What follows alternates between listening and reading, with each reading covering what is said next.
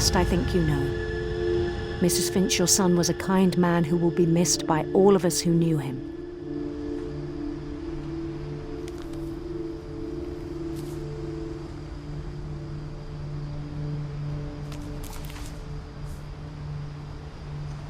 My brother was really cool.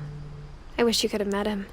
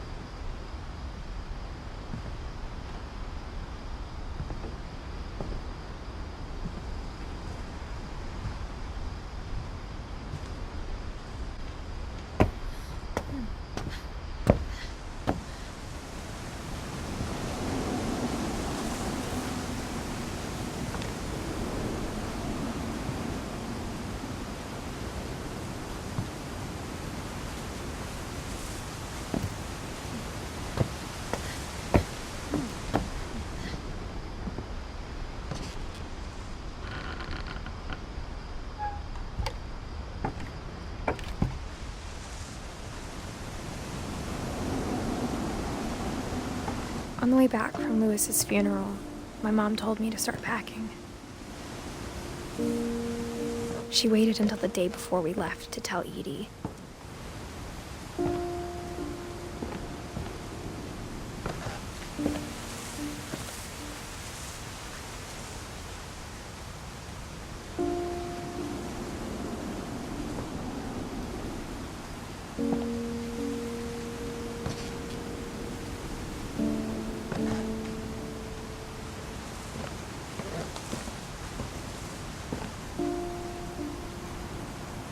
I'm not sure if she wanted to make it easier or harder.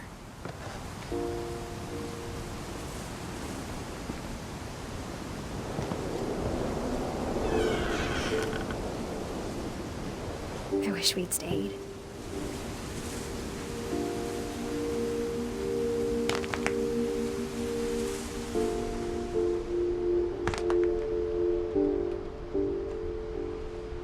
But I understand why we left.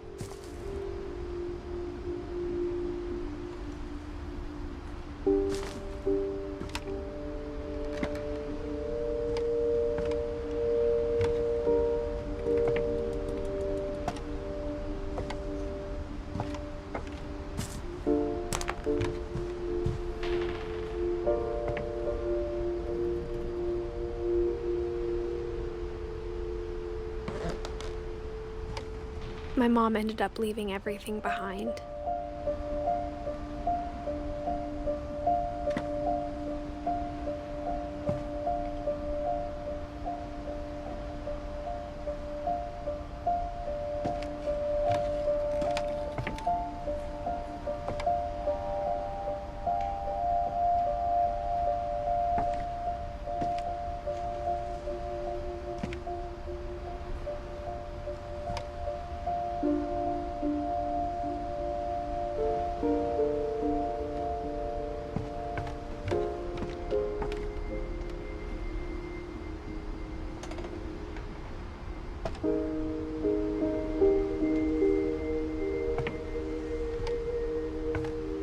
What happened that night had been coming for a long time.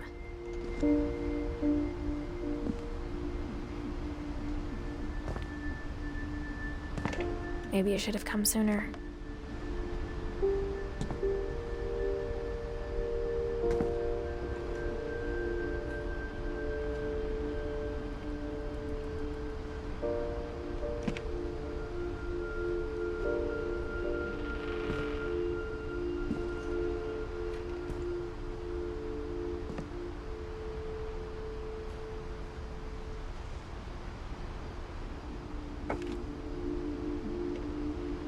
But it had to end one way or another.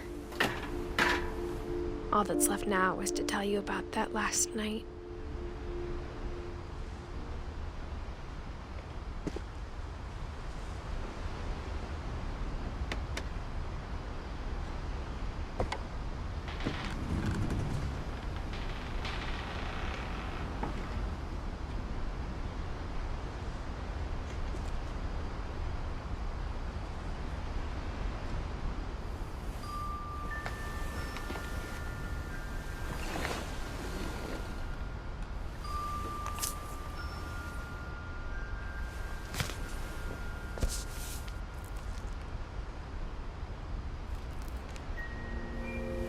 That whole last day, Edie just watched us pack and didn't say a word.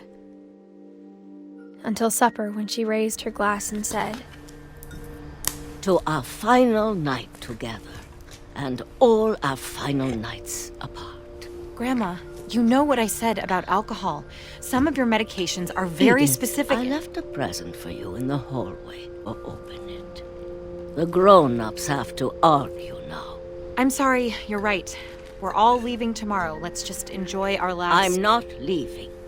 Edith, you're excused.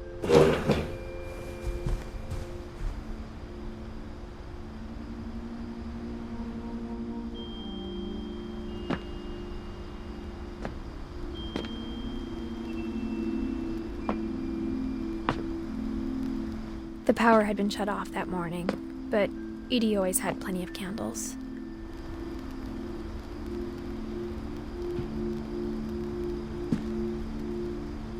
When my mom sealed the library, I don't think she knew about the other entrance.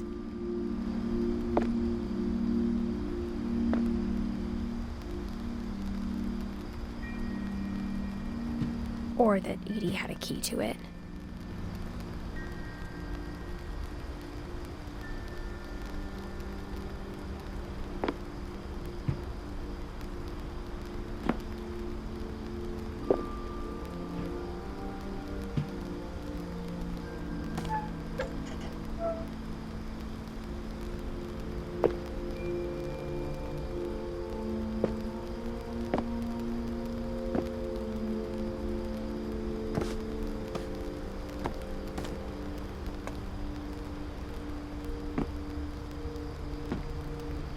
That thing you're afraid of isn't going to end when you leave the house.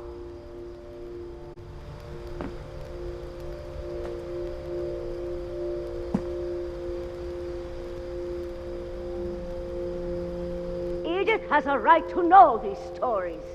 My children are dead because of your stories.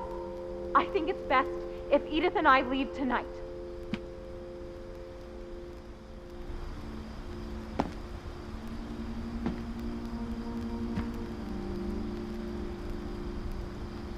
We'll have the nursing home send a van for you in the morning, okay?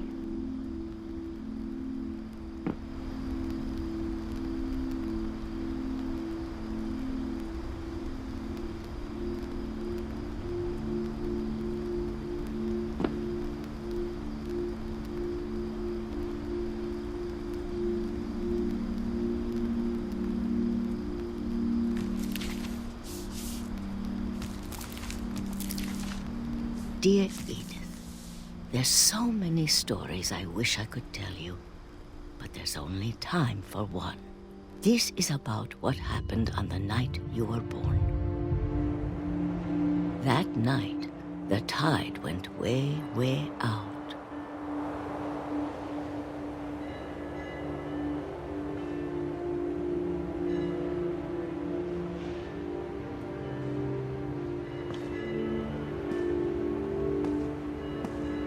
It was the first and last time I ever saw the old house aground. There'd been an earthquake out in the middle of the ocean.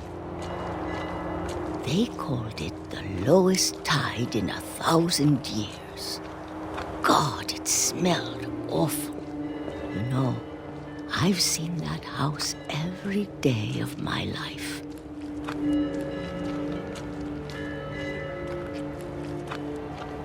But I never thought I'd go back to it. When the fog rolled in, I lost my way.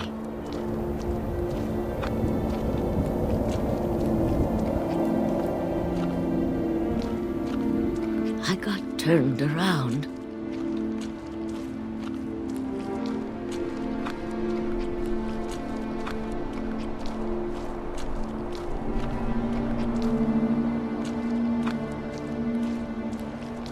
I started seeing things.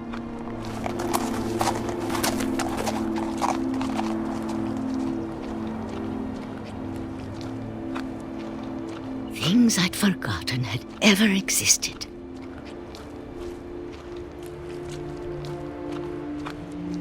But when I saw them, they felt like old friends.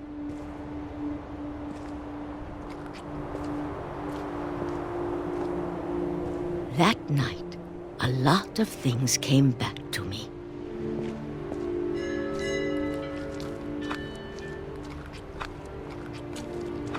Or maybe I came back to them.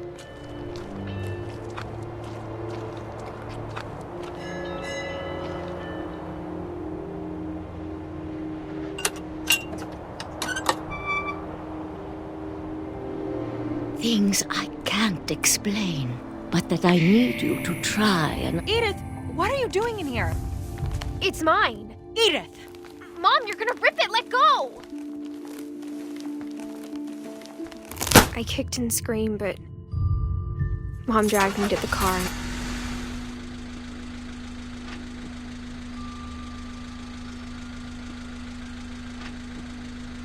I never saw Great-Grandma Edie again. The next morning, the van came to pick her up, but she was already gone. After that, we moved around a lot.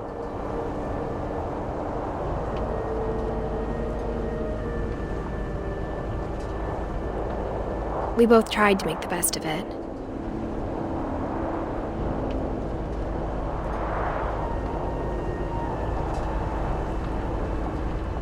A few years went by.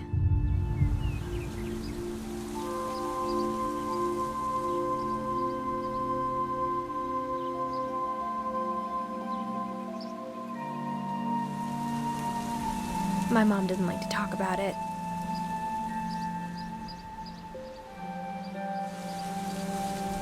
But she started getting sick a lot. The rest happened pretty quickly.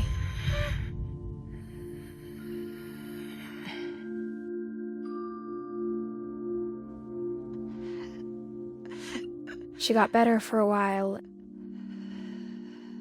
and then she didn't.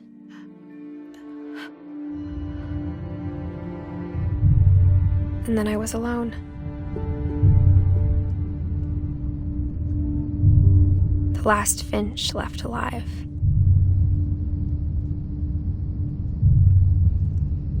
Until I found out about you. I'm still not sure what to tell you about all this. If we lived forever, maybe we'd have time to understand things. But as it is, I think the best we can do is try to open our eyes and appreciate how strange and brief all of this is.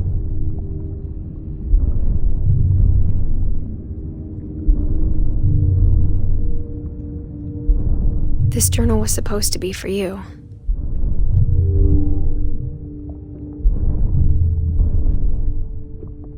But now I hope you'll never see it. I just want to meet you and tell you all these stories myself. But I guess if you're reading this now, things didn't work out that way.